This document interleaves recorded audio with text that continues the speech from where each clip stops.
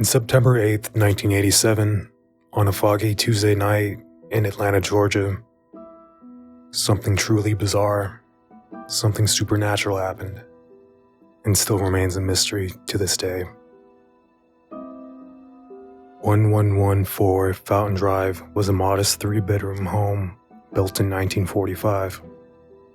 William Winston, age 79, and Minnie Winston, age 77, had occupied the house for more than 2 decades.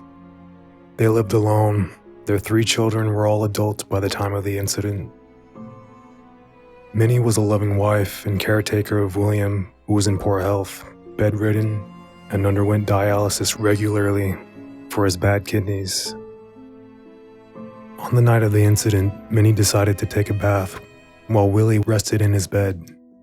The house was locked, and the alarm was activated for the night. As Minnie relaxed in the tub, she claimed that she did not notice anything unusual or out of the ordinary. As Minnie stepped out of the tub, she felt something wet under her feet. Something slick and sticky. As she looked down, she saw it was red. It appeared to be bubbling up from in between the tiles. Minnie claimed to be confused when she first saw it, not knowing where this red liquid could be coming from. Then fear struck her. It looked like blood. She thought that maybe her husband Willie had hurt himself. She ran out of the bathroom and into the hallway calling for her husband. But as she stepped into the hallway, she froze. The red liquid was everywhere. It was smeared across all the walls and on the floor. She made it to Willie's room, where she shook him awake. She told him to look at all the red stuff coming out of the floor. Upon further investigation, Minnie and Willie found that the red substance seemed to be everywhere. In the hallways, kitchen, living room, bedrooms, and basement. The red liquid that seemed to be coming from everywhere looked a lot like blood. The house itself appeared to be bleeding, but no one had been hurt, no crime had been committed, and no remains were present in the house. Not knowing what to do, the couple called the police, who dispatched both police as well as EMTs to the house. But there was nothing for the EMTs to treat. No one had been injured.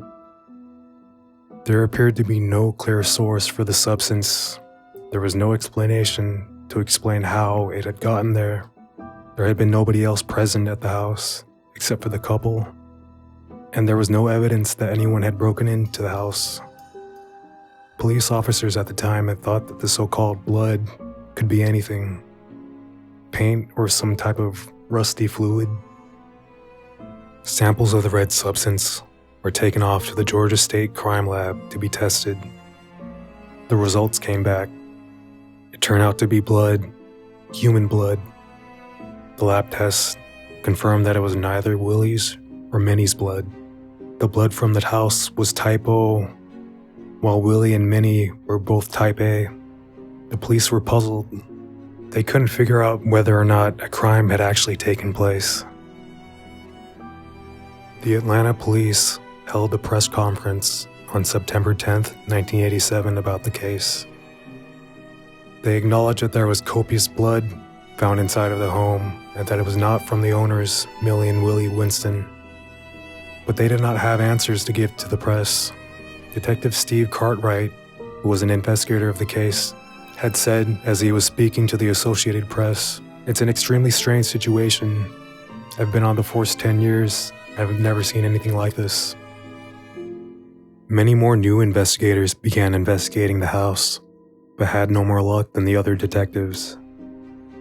Sergeant H.L. Bolton said, "We have not stopped looking, but we haven't determined that a crime has been committed."